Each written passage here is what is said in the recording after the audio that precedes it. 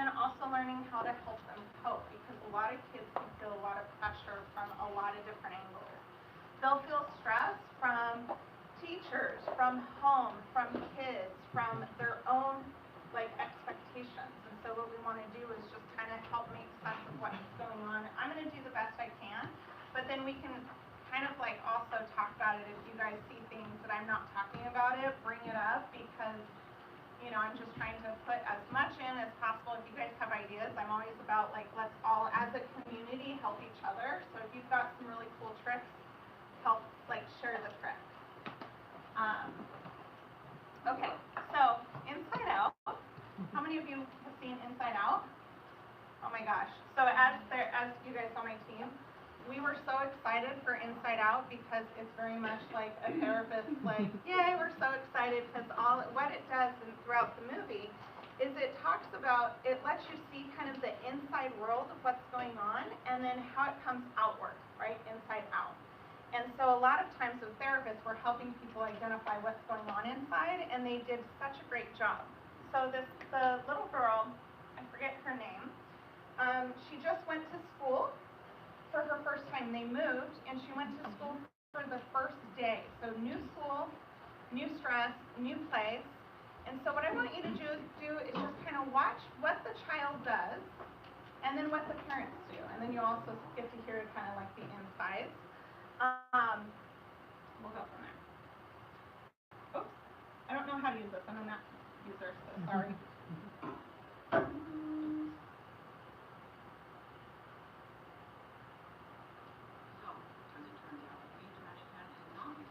Can you guys do that? No. No. Okay. That's not fun. All the islands are down. Joy would know what to do. Can you guys hear it or no? Until she gets back. Yes. We need you to enjoy with you. Good idea. How are we supposed to be happy? I found a junior hockey league right here in San Francisco, and get this, tryouts are tomorrow after school. What luck, right? What do we do? Guys, here, you pretend to be. Wait to be back out on the ice. Oh yeah. What was that? That wasn't anything like Joy. Because I'm not Joy? Yeah.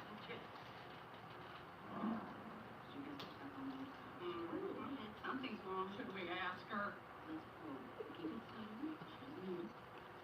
How was the first day of school? She's probing us. I'm done. You pretend to be Joy. Okay. Fine, I guess. I don't know. Oh, very smooth. That was just like Joy. Something is definitely going on. She's never acted like this before. What do? We're going to find out what happened. But we need support. Signal the husband. Nice pass on the way.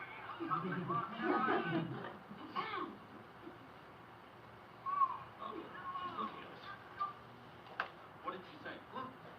Sorry, sir. No one was listening. Garbage night. We left the toilet seat up. What? What is it? What? Making that stupid face again. I strangled you. So. How was school? For this, we gave up that Brazilian helicopter pilot? School was great. All right. Riley, is everything okay? Sir, she just rolled her eyes at us. All right, make a show of force. I don't want to have to put the foot down. No. What the foot? I do not like this new attitude. Oh, I'll show you attitude. No. Say happy. What is your problem? Just leave me alone. Sir, reporting high levels of sass. Take it to DEFCON 2. You're in there, gentlemen. DEFCON 2. Listen, young lady, I don't know where this disrespectful attitude came from. You want a piece of this pop? Come and get it. Yeah? Well. Here it comes. Prepare the foot. Keys to second position. Ready to launch on your command, sir. Just shut up! Fire! That's it. Go to your room. Now. Foot is down. The foot is down. Good job, gentlemen. That could have been a disaster. Well, that was a disaster.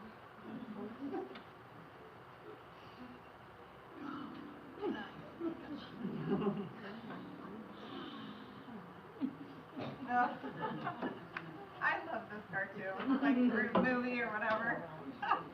So what did you guys notice what the child did with because she just came back from a day of stress, went to her school, she felt terrible, she had a rough day. Like, what did you guys notice with some of the signs? No conversation, no eye contact, she's real withdrawn. Yeah, so she's withdrawn, she's not looking up, she's kind of looking down, no eye contact. What else did you guys see? Well, the father was disconnected. They were all sitting at the same table eating together, but they weren't paying attention to each other at all.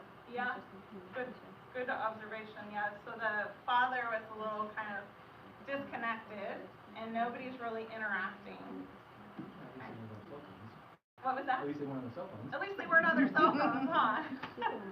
How many of us deal with that one at home? The cell phone is fine. Okay. Huh? What's that? My son is 12 and he does not have a cell phone. Okay. He's not getting them. Yeah. So, what else did you guys see with kind of that stress? Did you see anything else? The daughter.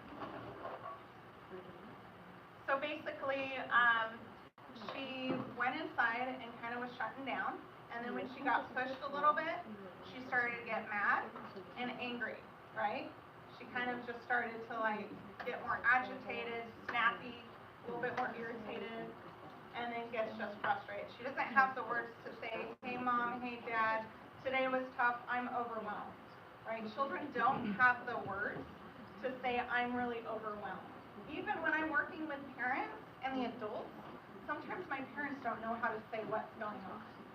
So a lot of times we expect our kids to tell us that they're overwhelmed, but we can't. They can't. They don't have the way of doing that to say I'm overwhelmed. But she was frustrated. She was agitated. A lot of times we'll see kids kind of act up, and then our parenting kicks in going, no way is this going to happen. I'm going to put my foot down, right? So she tries to control it, but then what happens is she's never getting help around the stress. She's not being tuned into. There's no conversation about it, no processing. So that's what we want to start doing is like, how do we tune in? We can't expect that every single time a kid is agitated, it means they're stressed, right? Or if they're quiet, it doesn't always mean they're stressed. So we're going to take that with a grain of salt, is that sometimes we just want to be quiet, and sometimes we're just grumpy. Sometimes we're hungry, hangry. You guys ever hear that? The hungry, angry. Where was I going?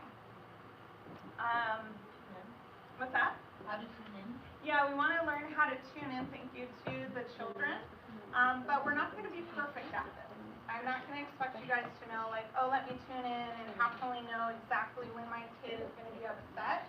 And then I don't want you guys to over kind of function either, because sometimes it's like kids are going to learn, parents are going to learn. It's kind of this learning process. So, here we go. So there are different levels of stress. Through healthy levels of stress. I don't know why I call it healthy levels of stress. There are levels of stress. Let me just put it that way. Take away the healthy. There's positive stress levels, there's tolerable stress levels, and then there's toxic stress levels. So this is important to identify, and I'll walk you through some of those stress levels and what those are, because the positive ones are actually there because we need them. Like positive stress levels. Let me go to my next slide. They're necessary, and it promotes that resilience, right? So children need to learn how to go through hard things. We all have had hard things happen to us in life, right? We've all had to sit through a hard interview or have a hard conversation or deal with something really tough, and we have to navigate through. So the positive stress is like, it's going to help them promote learning how to like build that muscle. The cool thing with this here that I liked is that it's brief moment, it's mild to moderate types of stress. But the thing that stands out is the buffered by the presence of a caring adult who can help the child cope with the stress. I want to underline that, circle it, bold it,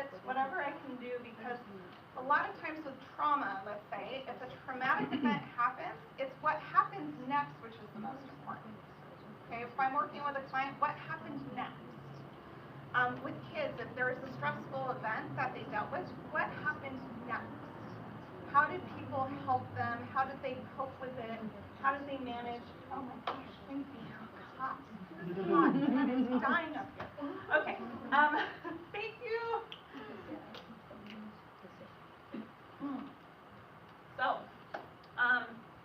So what we want to do is that kids are going to have hard times, but how it's buffered by the presence of somebody who cares and is like, hey, you did a good job. They're there. We want to embrace them, right?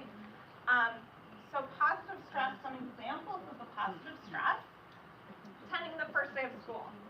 Short, brief, it's tough, right? They're anxious about it, they're nervous, stressful, making and maintaining new friends, traveling to new places, sports events and competitions, visits to the doctor. Those are kind of the positive stresses. They have to do it, right? We need them to go through the uncomfortable to build that muscle to know, like, hey, this is stressful, but I got through it. I know, like, their body has some elevation to it. You know, the adrenaline picks up. They have to go step through that uncomfortable to make it to the other side. So, and it helps them build resilience. They have to do this. And sometimes we'll get parents who might want to do this super protect and make sure their kids don't feel any bad because they've felt too much bad in their life, so they want to do the very loving thing and protect their kids. But then what happens is when we say, hey, I don't want my kids to go through anything bad, then they don't develop that muscle. So I want you guys thinking, right, there's some positive stress, there's actually good things, they're resilient. They're going to learn how to go through it. The tolerable stress, this is a little bit more intense in nature, still short-lived, and it can usually be overcome.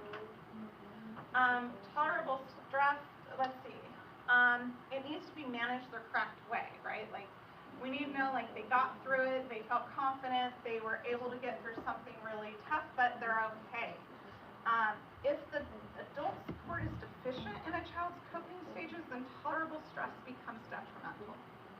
So I want to just point out that our role as parents is really big right now of helping kids learn how to get through the stress, but know that we're there to say, I love you and I'm here for you and you're doing a great job, right? They need to know that they can get through it and they're not alone. So we're a pack animal, and I talked about this last time I was here. We're a pack animal. I'm all about attachment.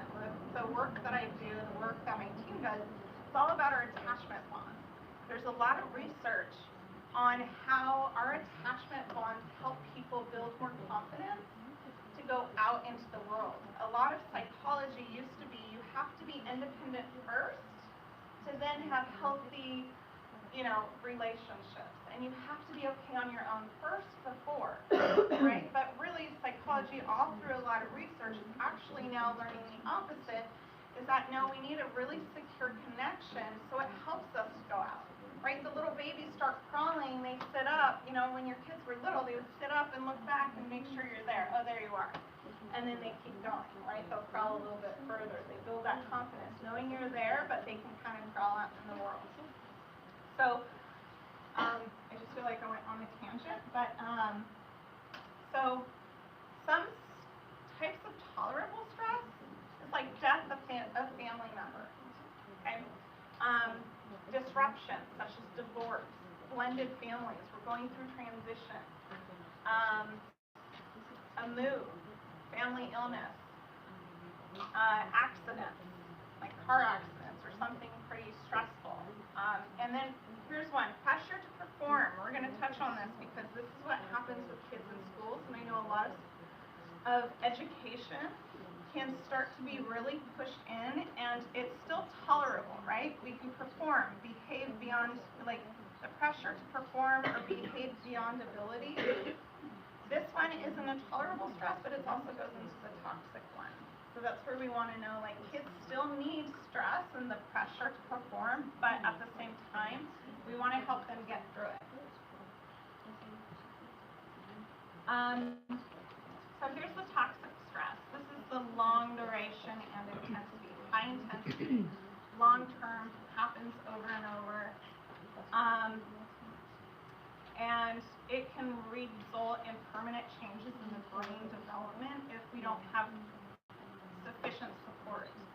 So a lot of times, remember I said what happens next? If there's not a place to process what's going on, not a place to recover, not a place to kind of help our brain understand what was going on, then it can actually really impact the functioning of our kids. So, sorry to bring it as a downer. This is kind of like an ongoing fighting, yelling, threats of leaving at home. The distress is super high, doesn't stop. I'm not saying parents fighting is detrimental, but I mean, okay, because we all fight. I see couples every hour, they fight. But it is more of the extreme sense and threats of losing everything. Exposure of violence. Right, so this goes into the fighting, the bad fighting. I'm talking about yelling, screaming, pushing, kicking, hitting, physical stuff when you see that. So I want to make sure that's clear. If there's any physical, emotional, sexual abuse or neglect, hardships, overall hardships without adult support, pressures to perform beyond ability. So that, again, can go into a toxic place, but it's also in the tolerable space. So we've got kind of these layers, right? So it's kind of like a continuum, is that we don't want them to have none, right? That's not good for them. They need to be able to do something kind of scary and to make it and to celebrate their success and how courageous they were, right? They're going to build their confidence. They need to step out. They need to jump. But in ways that are safe for them. But we don't want it too much where, like too little is like, okay, I don't want them to have anything, but then too much is, okay, I want them to have hard stuff and they'll learn really through the hard stuff, and too much. So we just want to find that healthy medium. Obviously, I'm not going to say, like, let's go give your kids some stress right now, so let's not do that. Let's let kids play and be kids. So, let me see, do I want to show this right now? Whoops. Okay, we'll play this.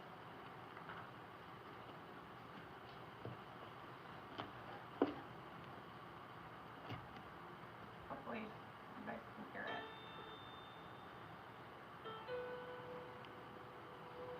I can't really remember the last time I had a chance to go in the backyard and just run around. School's just so much pressure that every day I wake up dreading it. I'm afraid that our children are going to sue us for stealing their childhoods. I would spend 6 hours a night on my homework. You have to get into the top schools. You have to take tests and do interviews. It's gone way to the extreme. We're all caught up in it. In America, if you don't earn a lot of money, something went wrong. The pressure comes from the colleges, from the parents, from the government, but it has to stop. You have to do well now so you can get into a good college. Everyone expects us to be superheroes. You have a fear from the parents that my kid needs to go to get a job. How do you expect us to do well when you can't even make mistakes? You're dedicating your whole life to your grades. You have to be smart and you have to be involved in the arts. I have soccer practice every day, plus the homework on top of that. Produce. It's impossible. I couldn't cope. I've gone through bouts of depression just because you feel so swamped. I almost like had emotional breakdown. There have been 6 suicides in our school district. Our students are pressured to perform. They're not necessarily pressured to learn deeply and conceptually. So what is that going to mean when we have a whole population of dentists and doctors who've been trained from a script? Things that actually get our students to think are pushed aside. These kids come to the table with this creativity and this love of learning. Let's just not take it out of them. I think the United States really needs to rethink how we do schooling. The economic future of the country depends on our addressing this. We need to redefine success for kids. It's gotta be something we do together. All of us as a society, almost as a movement. Jobs need you to be a critical thinker. They need you to be a problem solver. We need to really think, what does it take to produce a happy, motivated, creative human being. Has anyone seen this, Race to Nowhere? Yeah, so it's like a documentary that we did. Just really liked. Can you guys hear me? I'm sorry. Please tell me. I won't know. So I think it's so. Whenever I watch that and just even hear that, like there's so much emotion that comes up because our society, just in the U.S., it's all about work hard and keep working hard, and we only get so much time off, right? We are one of, here in the United States, it's not about like you get so much time off when you have a child, or when you know, there's some countries where you get tons of time off and you get some depending on what you get with your work, you know, and even vacation time. So our society is about work hard, work hard, work hard. And kids need to be kids. They need to play, they need to be creative, they need to get messy and dirty, right? They need to spill, because that's what they do, is they spill, right? They're not good at coordination yet. And sometimes what happens is we get caught up in like, I want things to be okay and perfect, and I'm in my own overwhelm, that then I want my kid to get out of their being a kid. But really we need kids to make messes, and they get into things, and we have those horror stories of like, you know, a thing of flour spilled all over in the living room. You know, you'll see, we can have a lot of those comparison stories, but kids do that. They get into things. And so this, I love watching this because there's so much of the stress that sometimes kids forget to play, and they're just so much about, I need to get good grades, or I need to work hard, or I need to behave a certain way. But then what happens is there's a suppression of what they want to do or what they need.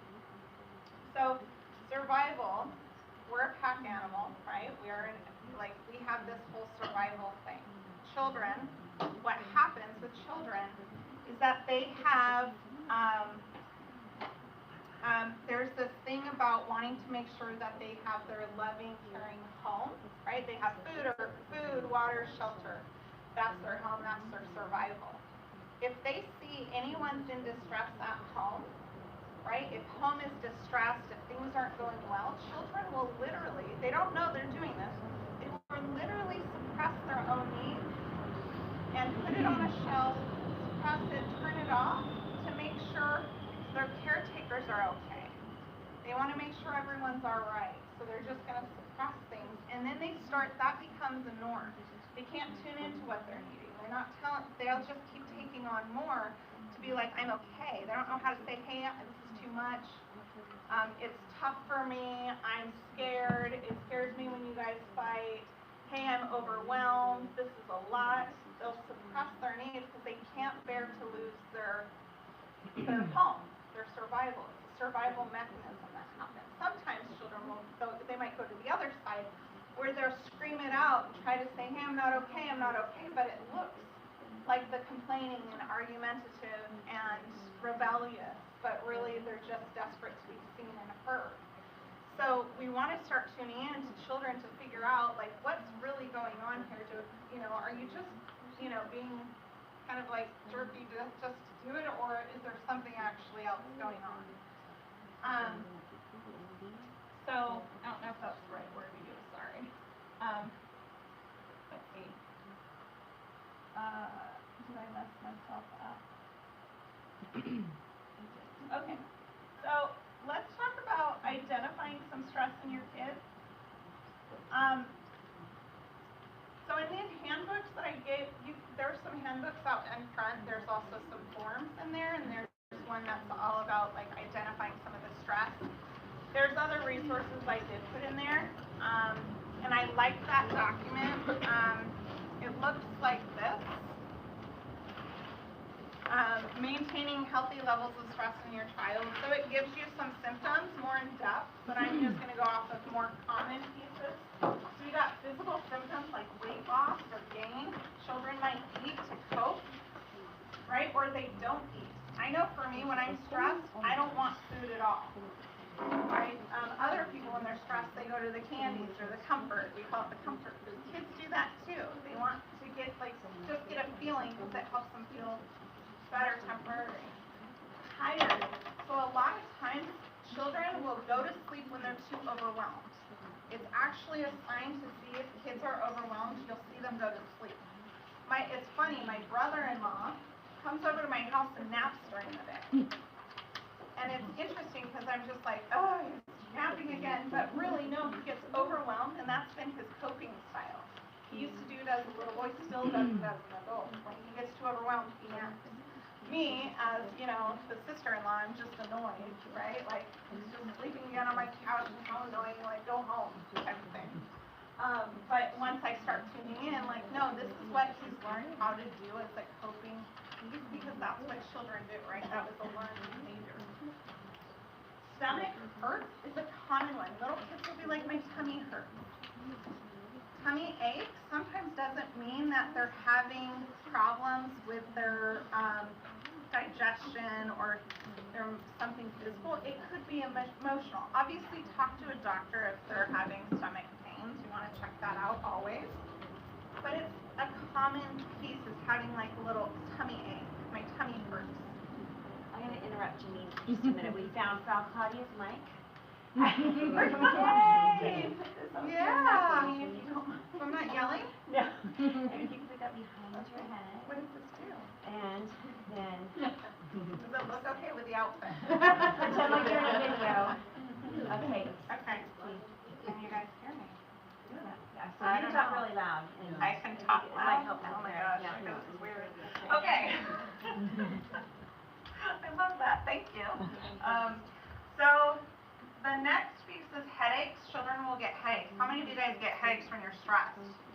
I do. Oh my gosh, yeah, and little ones do too. The little kids can get lots of headaches. So sometimes when they have headaches, they might say their head hurts or their eyes are squinty. And so we can know, oh, I do have a headache, but headaches, sometimes headaches are headaches and we get headaches just because, but headaches can also be part of stress. One way to identify that, hey, my kid's actually not okay, they're stressed out. Diarrhea, so irritable bowel, adults get that, children get that too. Again, we might think, oh, my kid needs to change their diet, we need to do other things, but maybe what we can start looking at is how can we get them to play and relax and be a child and take off stress. Does that also impact? Obviously, we're all going to talk to doctors about this, okay, because I don't want you to go home and be like, oh, my child's just stressed and it's actually something else. So always consult with your physician. Sleep change.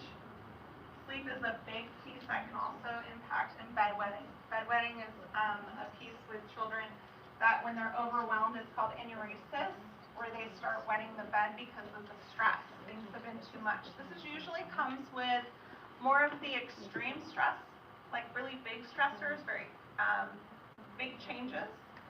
But bedwetting is a piece to look at. Then we've got the acting out. Hold on. Okay. Then we have some acting out, like what you saw in and out. I'm sorry, I'm going to try to get this cozy.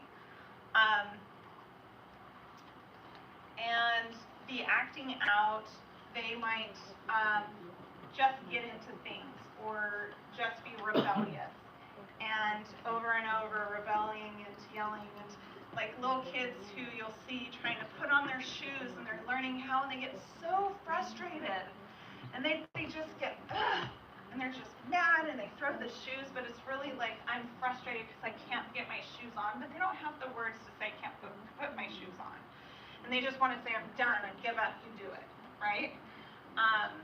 But really what we want to do, instead of save them, we want to actually come in and help them. We'll get to that part. I'm jumping ahead. But so we might see them like throw the shoe, act out, yell, scream. They're just frustrated. But sometimes they don't know how to put that into words. And so they just have this energy in their body. They don't know what to do when it comes out. Irritability, agitated, frustrates easily, right? So I know for me, if I am overwhelmed and somebody's coming to me and there's just this annoyance. Sometimes my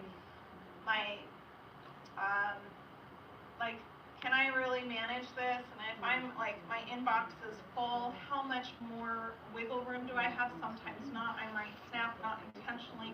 Kids do that too. Not saying it's okay, right? We don't want the kids, we're going to help them through it, right? We want to help them learn how to deal with it and how to put words to what's going on. They isolate from friends and family. They like to do alone time. Sometimes alone time is the only place they know how to regulate their body. That feels like the only way they have a sense of control, so they might just isolate, want alone time, read a book, put their nose in the book, put their nose into a game, watch a show, something that helps them just zone out. Sometimes is a way to identify that, hey, they might have actually some overwhelm going on. I have no idea. Whoops. I have no idea what I was going to write here. So difficult. They might be difficult. Who knows? Okay. Here we go. So I spoke about this last time I was here, but ARE. So I work on a theoretical model. It's called emotionally focused therapy. Helps with emotionally focused therapy for couples and with families. And one of the things that they found, Sue Johnson's founder, and that these are the three things needed for a secure relationship. I take this with the parents, with the relationship, but also with children, right? So the emotionally focused family therapy dealing with the children is helping them have more of a secure attachment at home. So we need to have that, children need the experience that you're accessible. Like, can they access you when they're in distress? Right? They come, mom, mom, mom, mom, right? Or like they need some sort of like to know they can access you. Sometimes it's like don't interrupt. But is this still going? Yeah. Okay. So accessibility. Can I reach you when I need you? Right? So if you remember, I was saying here's the distress. It's what happens next. How they resource parents. They need to know that they can turn to you and seek you out for comfort, even if it's like good job. Or I see you, or yeah, that was tough. They want to know that they have access to you. If you're unavailable all day or distracted with the distress that's going on in your relationship or work, they can pick up on that and they need to know, like, hey, I need you. So responsiveness. Can you tune in emotionally? Will you see me? Like, hey, this is tough. Instead of going to fix-it mode, it's like, yeah, that was tough, wasn't it? That was scary for you to go to school. You did a good job. So we want to be able to respond. Can they tune in emotionally? And then the engagement. Are you present for me right now? So these are the three things we want to make sure we have in our family as a unit. So if I'm scared, I want to know I can reach so I'm not alone with it. Because attachment bonds, again, that helps us feel better so we can go out in the world by ourselves. Right? We can conquer the world. If I know I have people cheering me on, I'm going to go do something scary because I've got my people. Right? I'm going to go out into the world. Same for children. So we want to learn how to encourage without overwhelm. Because we want our kids to do well. We want them to face stressful things. We want them to do something tough. Right? Like, yeah, you can go and do that scary thing because sometimes they might get filled with so much anxiety that they want to avoid it. And the more that they avoid it and withdraw, the smaller their world gets. Right, when they have severe anxiety. So we want them to do things, but we want to do it without overwhelming them and having them suffocate in the pressure. So a lot of times we want to just add in, and this might be some for most of you, like, okay, I do this, but really making sure it's your first thing is to give them a lot of positive comments. Like, I'm really proud of you for trying, good job. That was scary. I'm glad you did it. You did a great job. I love it. You did great here, here, here, and here. We need to give them that. We need to tell them where they're getting it right.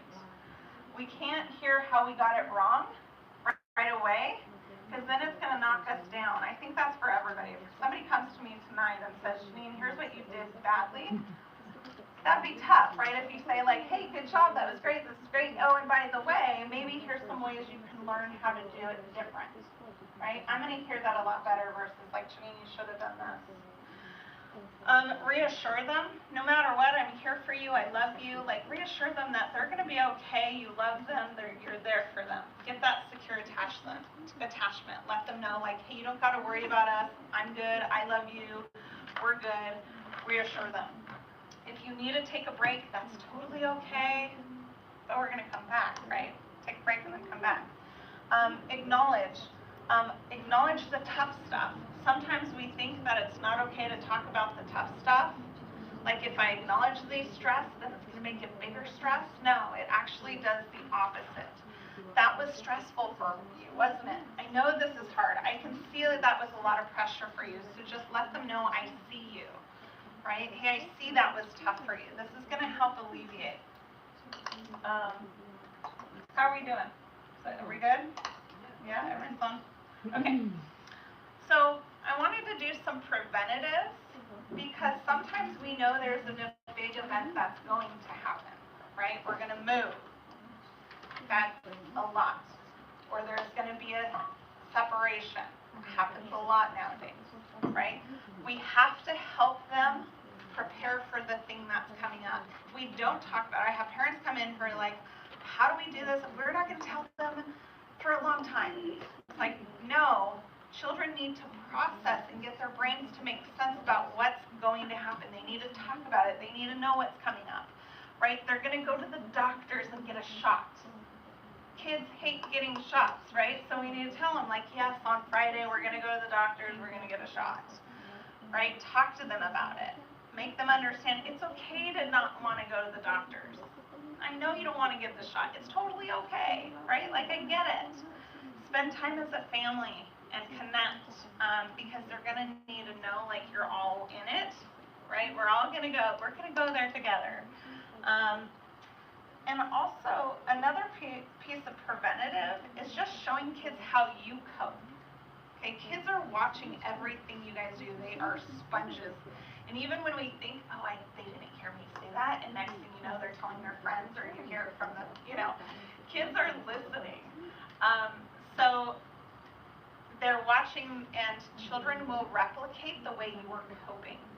So even if it's like, don't do it this way, or do it this way, but then I'm actually behaving another way, children are going to follow my behavior versus what I say, right? So if I say, don't yell, use your words, but then I'm yelling, they're going to copy my yelling. My action is going to actually be louder than anything else. So, like, take walks and show them, like, like, I'm frustrated, I'm having a hard time, work was tough, I'm going to go for a walk. Do you want to go for a walk? Because I need to be able to be okay.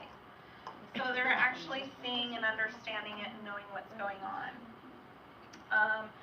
Show them that, you can go and get a hug or reach out to your friends for support and talk about it. Help them know that you're going to love them no matter what, going through whatever stressor they're about to see. Is that my hearing? Something, I don't know, sorry. Okay, here's the strategies. I have tons, but I'm trying to, like, pick some of my, here are some things that we want to do to help the children with the stress. So a lot of times they're in the stress, right? Let's say they're in the, I took that shoe explanation earlier. The little girl's, like, putting on her shoe. Notice out loud, like, hey, this is hard. Are you frustrated? Right? Listen, let them talk about it. Obviously the one who's putting on a shoe might not be able to talk about it. That's a young age, but getting older, like, let them talk about it. The big thing is don't rescue your kid. Okay, sometimes we want to rescue, oh, I'll do it for you. No. Or to tell them how to fix it. Oh, here's what you could do to fix it. That's jumping a step.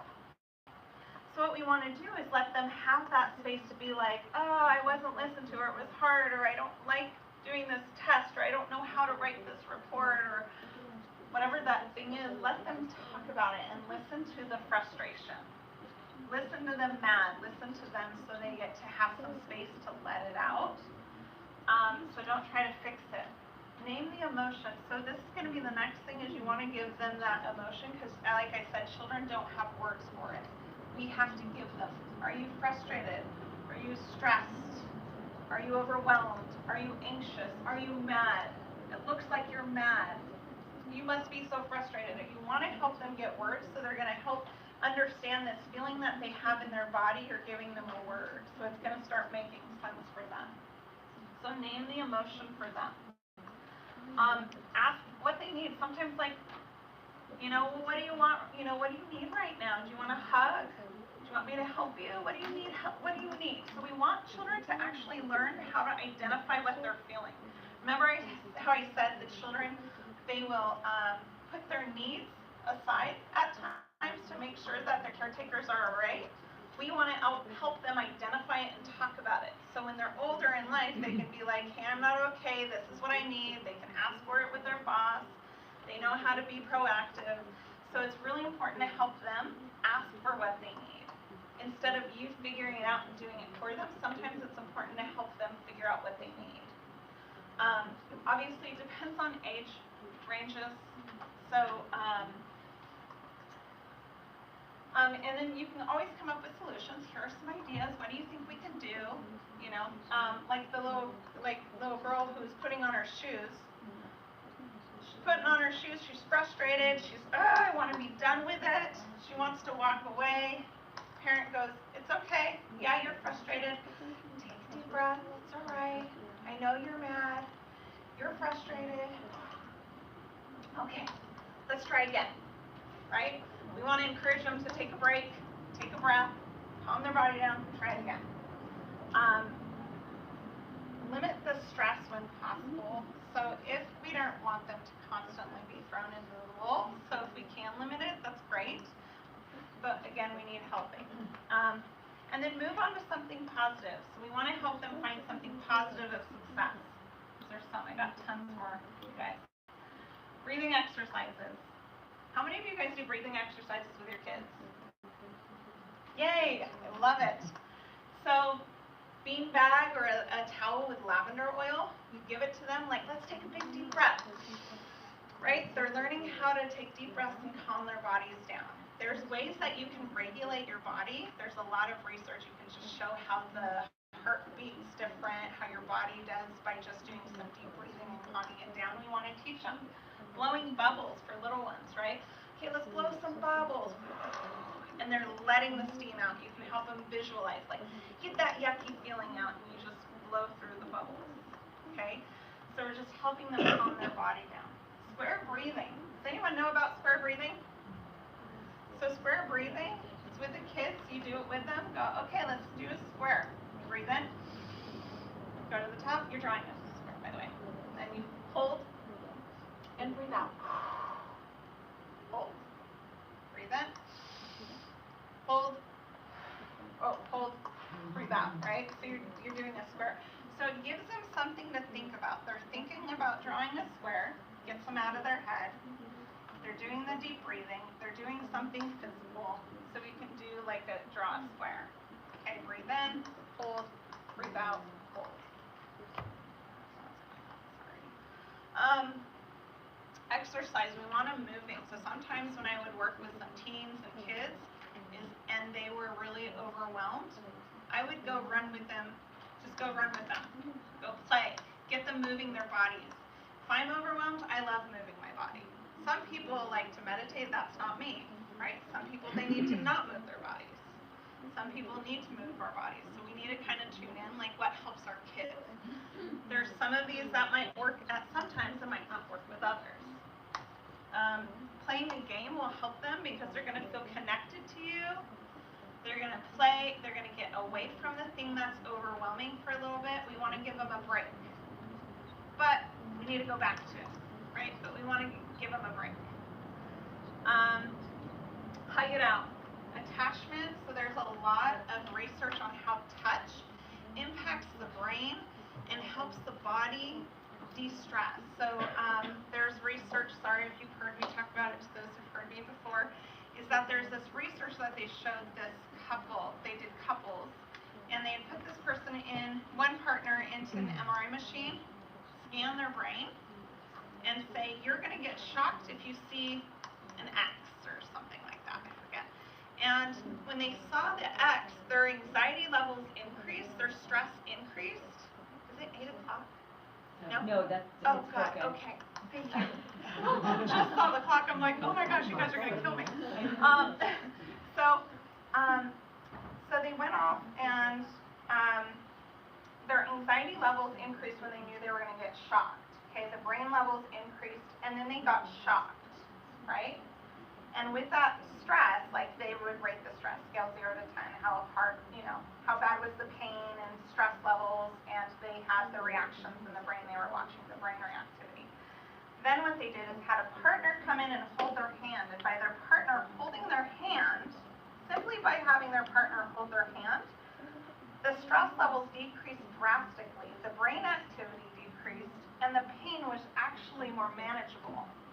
And it makes the pain levels decrease. So just by having that closeness helps the body like de-stress, and it helps it calm down. So I want you guys to think about that. That happens with, there's research with the monkeys. Have you guys heard about the monkey research? How there was this, well, I'm going to tell you. There's this baby monkey that it had a hard, like a wire mom, like a little wire built up mom that distributed food. And then it had a cushy, cozy mom that didn't have food. And the monkey would go every time to the cozy one to cuddle, and they had to stop because he was not eating food and was going to starve to death because this was more important. So touch is such a big deal, so we want to actually help them, touch them all, give them hugs, and hugging it out is going to help their body regulate. Also helps us as parents. So when you guys are overwhelmed, get hugs. Go get hugs from your partner, from your kids, from your animals. Like, do something for touch because it helps us regulate. Play with a pet. Do any of you guys have pets? I do. I love my pet. My pet is like the best thing. Uh-oh. It'll come back onto me. Okay. Thank you.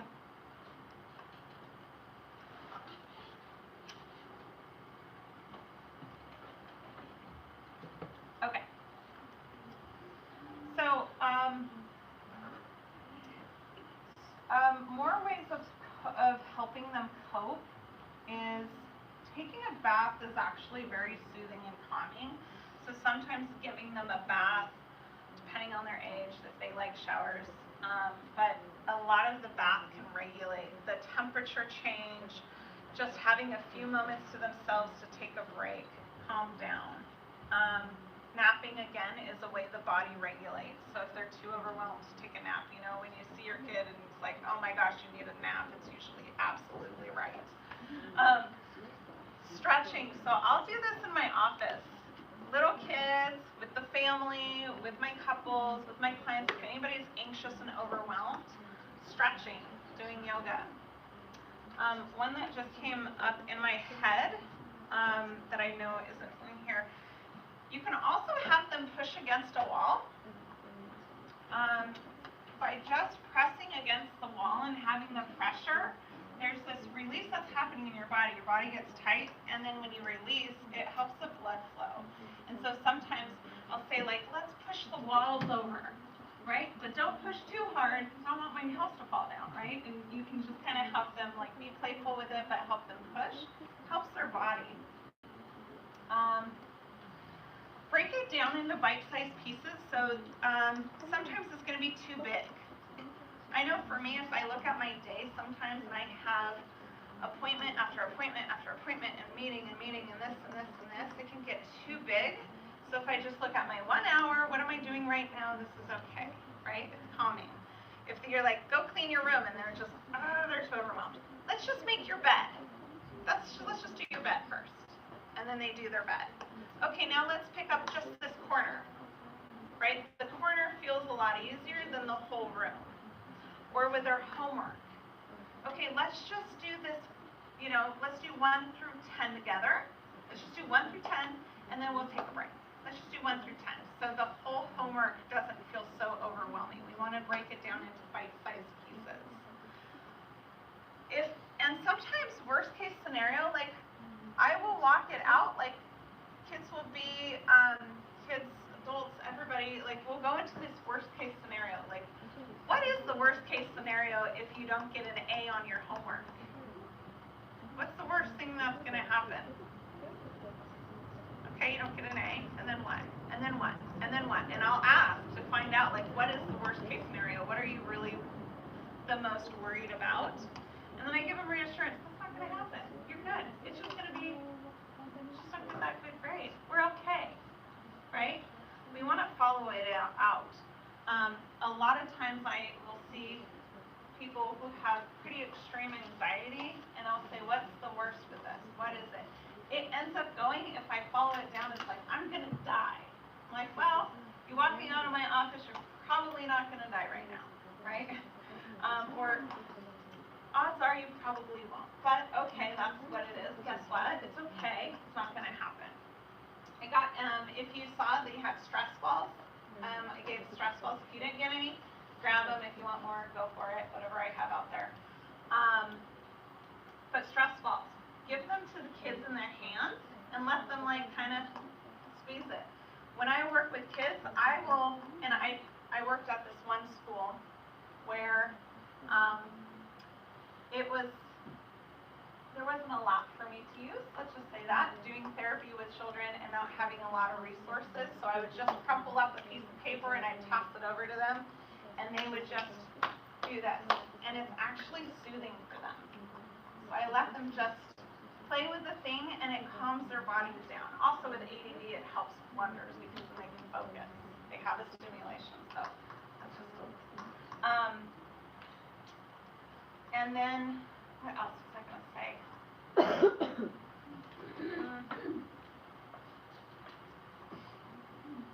How are we doing? Do you guys have questions for me so far? Yeah. I find that I could apply all of this to my stress as well. Yes. Did everybody hear that? She said she could apply this to her stress as well. Absolutely. Our overwhelm, I love that you brought that up, because that's where we're going next. Going into us as parents, because some of the ways for us to help our children is to actually help us first. It's like put the oxygen mask on you first before you put the oxygen mask on your child. You hear that in the air, right? Right? You need to make sure you stay alive to make sure to take the little one. So, more ideas pop up, I'm going to throw them out. Motivation. So, they have an activity plus a sense of satisfaction, they're going to be motivated to do it again, right? If they feel like there was a sense, they feel good about it, we need satisfaction. If they have a sense of pressure, activity plus tons of pressure, they're not going to be motivated. It's going to get too big and too overwhelming. So we want to always give them a sense of success, right? We won't fight a losing battle, right? We end up giving up. If it's like, I'm not going to win. I know for me, if it's just always, I'm not getting a payout, I give up. I burn out. Kids do too. Kids need that sense of satisfaction that they're successful, that they did something good, and it's going to get them pumped up to do more of it. So I want that always on your radar. As a parent, what can you do? Always give them a sense of like, help them find that sense of satisfaction. But you did it. You did it. Right? I had a kid come in, and I was working with the parents. Very distressed family, very anxious family. And the son, there was a little bit too much overprotecting of the, like, I don't want my kid to have any overwhelm. So I wanted him to sit in another room. He was old enough to sit in another room when I had the parents, because we needed to talk about things he should not hear, right? So he was, I think, 10 or 11, and to be in the other room was too scary for him, okay? It was in an unhealthy way. It was too scary. So what we had to do, I said, we're going to sit in here. The parents started to like, well, let's make sure, and it's going to be okay. And I was like, no, that's good. I know it's scary. It's scary. Mom, it's scary. I know, right? And we ended up like, let's kind of let him be in there. And then he sat in there. He complained. He did not want to be in there. I was like, you're good. It's good. We're right around here. I walked him in. He knew where My office was right around this. I have like, when you come into my office, we have a waiting room, and then we have a locked code. Nobody can get past. So I put him in one of my therapist's office. I don't leave kids in my waiting room. I have a rule about that. Don't want any kids disappearing on my watch. So, had him in there. Must have been 15 minutes. Come out. It's tolerable amount. He's stressed about it, but it's tolerable. He had his little game to play. We come out, and then we celebrated his success. High-fived him. Gave him like, good job, you did it, right? He needs to know he did something that was scary, and he's gonna feel like, okay, I can do that again, right? We actually, this parent, it was actually more hurtful what was going on in the home, that's the counseling, but we needed to give sense of satisfaction. Then guess what I did? Then I celebrated the parent's success. You guys did awesome, high-five them, right? Like, you did great because your kid needs to do some of this hard stuff. He hasn't done it, and he needs some of the hard stuff, right? But that is on a pretty severe level. Not severe, but just what was happening. So, again, I want you guys kind of focused on that satisfaction. Oops. I have a question. Yeah. So, let's say you want to get your child involved in an after-school activity, and the first thing they say is, not really interested. I'm like, go ahead, see it a few times, see how it goes. It goes okay, but no. And then, okay, let's try something else. No. And something else. No. At what point do you call it and you say, let's just see if we can just stick to something for a reasonable amount of time? How do you balance it? Good question. Did everybody hear that? What she said? Or should I repeat it? Repeat it? Is you're trying to get your kid into an after-school activity, and your kid continues to say no, and then you try another thing, no, no, no, no. When do you, how much do you, what do you do, right? Like, what's that balance? What do you guys think? What are some thoughts around that? They sign up for the semester, they have to finish it. Okay. That's my rule. We make the commitment, you just have to do it for the semester, just for the period of time, you have to finish up. We did chess club, we didn't want to do it more, I don't care, we signed up, we had to finish it. We didn't have to do it the next time, but we signed up. So you're making it tolerable, what you're talking about. She's saying, have them sign up and say, well, you signed up, we're going to go through the here so you can make it tolerable. Right? And when I say tolerable, when we have an end, that can make it tolerable. And then let's talk about it throughout it. Like, how was it today? Did you like it? Did you not? How was it? So we can make it tolerable. And so we know, well, it's going to be ending in a couple months. We got this. We'll try it out. Okay, what else? What are our other ideas? These are just, there's no right or wrong here. We're just looking at ideas.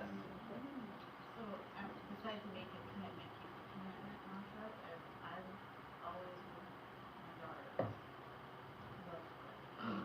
But I'll say, if you do this amount, or if you finish the season, I'll buy you a gymnastics. She's big on Okay. Yep. kind of whatever the chess set. Like, give them a reward. Like, if you do this thing, right, and it's hard for you and you can make it through, then you get something that makes you feel good. But during the process, you should surround them by every single person cognizant of them. Because that is also an older version of what should be Okay. comes out of that. So you said to put them around something positive, like if they are doing the thing that's uncomfortable, put them around as much positive around that thing. Okay. Yep. That's a good idea. It's like give them a sense of positive. Other ideas? Well, like the experience is the excitement to try something out for half a year, but then we say, okay, do you want to do something? And they're great offers. Of course, we'd like them to try it out, but then our son just said, you know what, I don't want anything. I want to be, school is enough for me. I need that break. I want to hang out at home. I want to read a book, listen to music. I just don't want anything. So I think it's important to give that to the kids and not push for every activity that's out there. Good. Yes.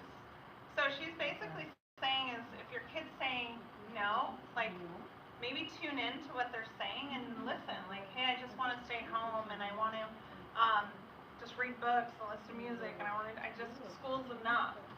So sometimes, I think that's absolutely true, is sometimes the kid, we need to listen to them. If they're like, no, no, no, no, like you're running into no's, how often do we just keep trying to push something on them? Maybe pushing them on is not the approach that we need to. It might be like, okay, do you want some time off? Is that what's going to be helpful?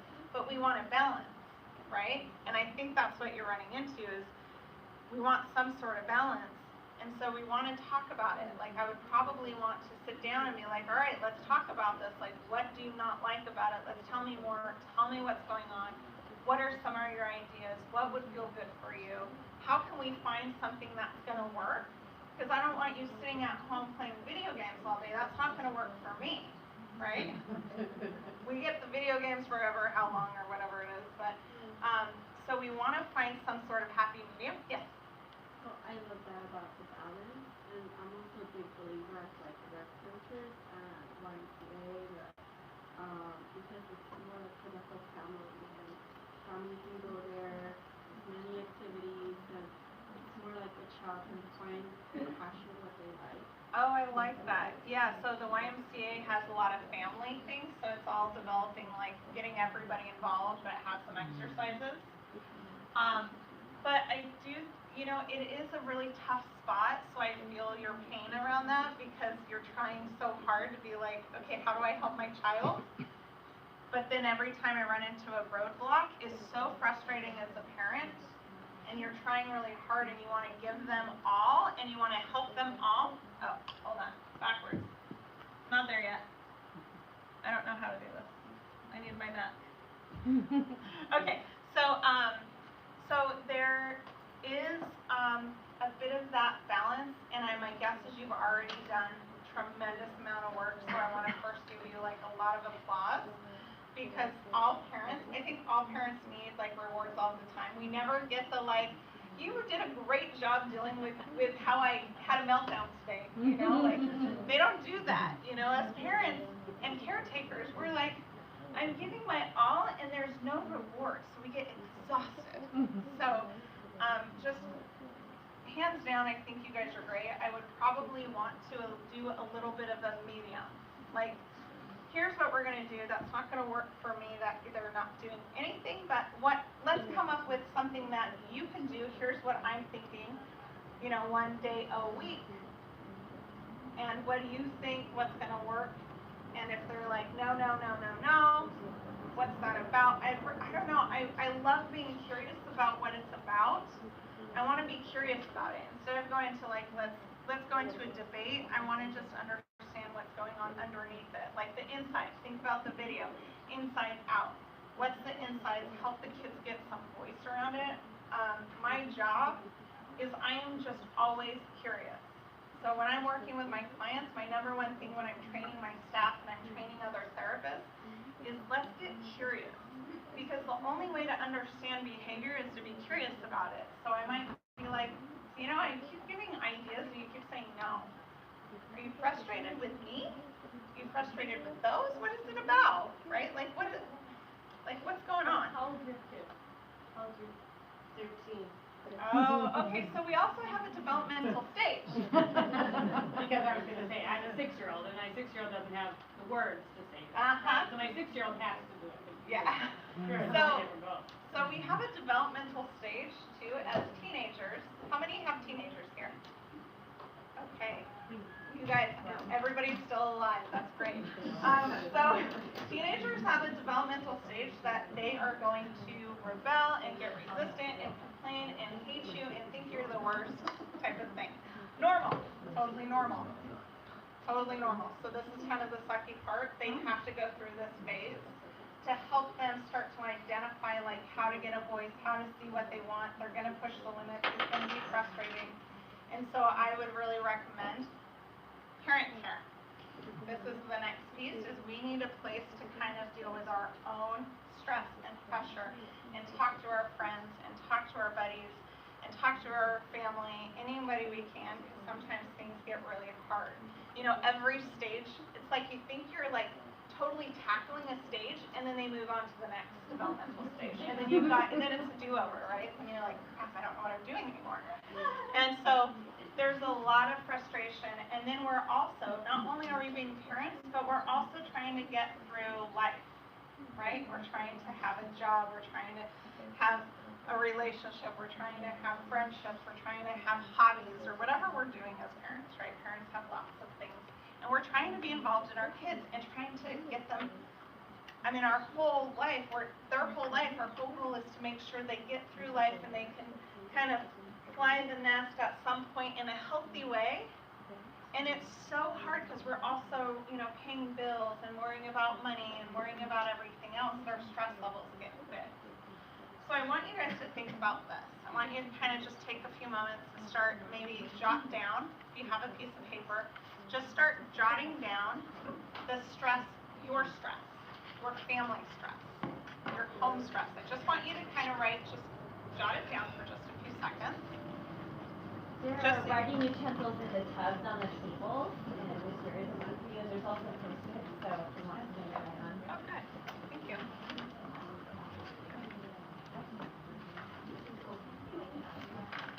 So I want you to write down the stress that you have in your life, the stress at home, the stress you're dealing with, if there's disconnection in your relationship, if there's financial stress. I just want you to kind of put it down, just so you can kind of take note of it. Right, we all know that. We live it all the time. I know I do.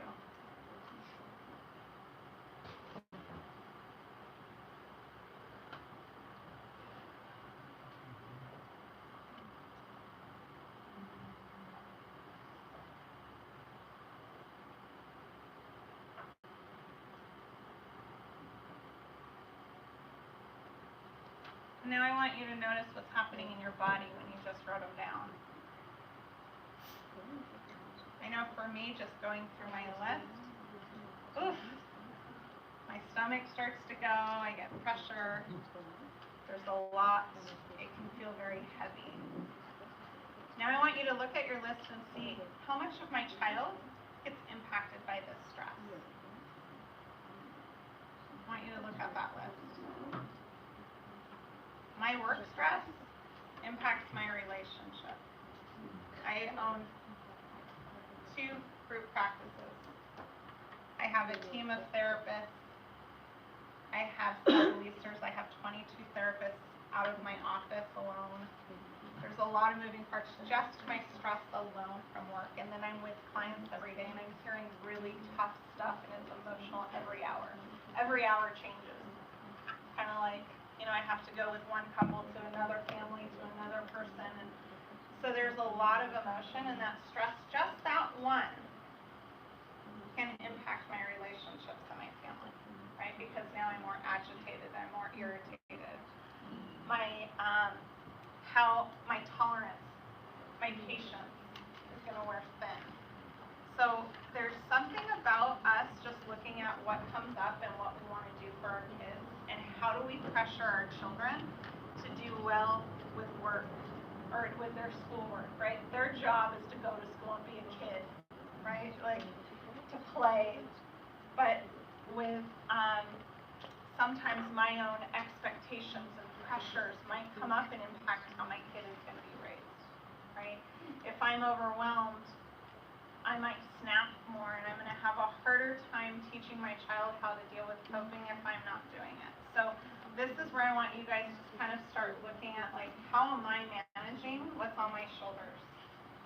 And it is awful because we live in the United States, where we're expected to live to a high capacity. And we're in San Diego, where it is keep going, right? I just went to Washington to see my in-laws, and they're just chilling. Everybody chilled, it snowed, everybody's staying in. And I'm like, that is not San Diego. Everybody's going, everyone's going here, there's a party here, there's a birthday party, there's this, I've got to get involved here, I got to do this. And we don't stop. And so what we're teaching our children, they're going to watch us like, I have to keep going. And we actually need to press the pause button. Like, now I need a pause. I need to, like, actually okay for me to watch TV that's terrible, and I'm just gonna like chill. Or I'm gonna do this thing outside, or I'm gonna just goof off, or I'm gonna have a night to myself. We need to teach them that it's okay to do self-care, because a lot of times they're teaching that I have to keep going and I have to I need to fight more and I need to push harder, I need to get higher, right? I know for me, I can be a workaholic, not out of, because I like to work, more out of like fear-based, like, oh my gosh, I want to do a good job, I want everybody to be happy with me. That's stress, that's overwhelm, that's anxiety, right? So, oh my gosh, I want to do. So I've had to find ways to put no's to myself. So great thing is I have a website. So my website's my accountability, where I have my hours of operation, and I can't work past those hours. And now I have a team, and they have to learn not to work certain ways, and they have to learn how to do self-care, right? Because if not, I'm going to teach my entire staff how to be unhealthy. Don't take lunch breaks, right? So now I take my lunch breaks. I have it on my calendar. It says marked lunch break. I go sit, we have this cute little break room, office room, it's a conference room / break room, and we all sit in there and we joke and laugh, and we have food, and everyone's coming and going, and we support each other. We talked about things that were great that day and what didn't go well, and we have this community in my office, and we call it our family, like a little family, and we have pictures of families on the wall because we want it to be the community of support. So, what I want you to do is just kind of keeping like track of what's going on in my home. What's the message I'm giving? Are we putting too much pressure on overachievement, push for perfection? Is it more about discipline versus playtime?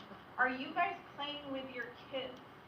If you're not playing with your kids, I want you to play with your kids. Go home and play with your kids, because you're going to teach them it's okay to just play. And if you spill something, I spilled. I know I spill. Our family, we have a rule: you can't get mad about spills, because I spill all the time. Partner spills all the time. We're just like, oh, dang it. Okay. Spots up on my clothes. I'm terrible at it. So we have a rule. So also pay attention to the structure. Is there too much structure? Are things having to be super clean? Or is there, like, things are so disorganized? Like, I just want you to just start paying attention. We want to find a happy medium. No rigidity. And do you show more disappointment and criticism than positive? I want you just paying attention. Are we always saying, oh, you need to do this, or correcting? That's going to give more of an anxiety and a pressure and a stress. So, one thing I want you guys to do is trust your parenting now. I want you to kind of feel like what you're doing, you're going to teach them how to survive and do well, so really trust it and know like you're doing a good job. There's no instruction manual, so give yourself some like less pressure. Tune into your own emotions, so you know like, hey, if I'm not okay, how can I start talking about it and say, hey, you know, like, sorry, I'm a bit overwhelmed, give me a few moments, I'm going to go calm myself down so I can be better, right? I'm going to go do my walk so I can make sure I'm all right. Reach out to your friends and family for support and talk about it. I want you talking about what's going on to get it off your chest. Think of a balloon, you blow a balloon up. If you don't let the air out, it will pop. Same thing happens to parents. We need to make sure we don't pop, because it's too much. We need our community.